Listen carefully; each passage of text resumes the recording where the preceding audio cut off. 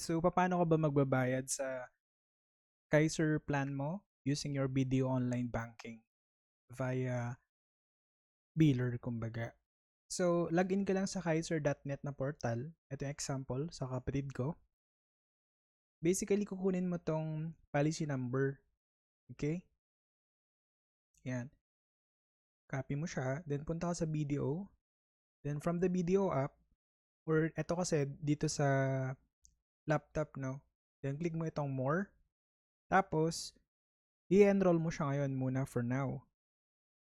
Ito, click nyo po ito, Manage Favorites. Then from here, click nyo po itong Pay Bills. Then click nyo po itong Add Favorite. Tapos from the biller, hanapin nyo po yung, i-type nyo po dito yung International Marketing Group. Yan. So, choose this one. And then, for the subscriber number, yung kinapi-paste natin earlier, paste mo siya dyan. And ang formatting is 5 digits followed by dash. Yan. So, maglalagay tayo ng dash dito ngayon.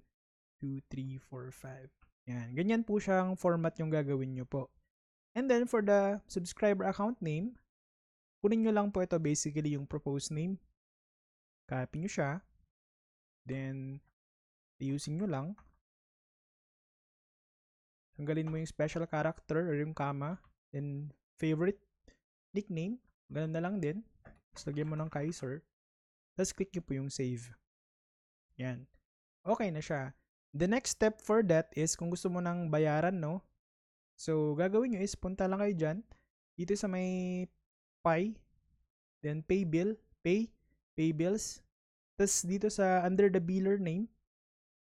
Or dito sa favorite rather. See all. Tapos, search mo yung create mo kanina earlier. Yan.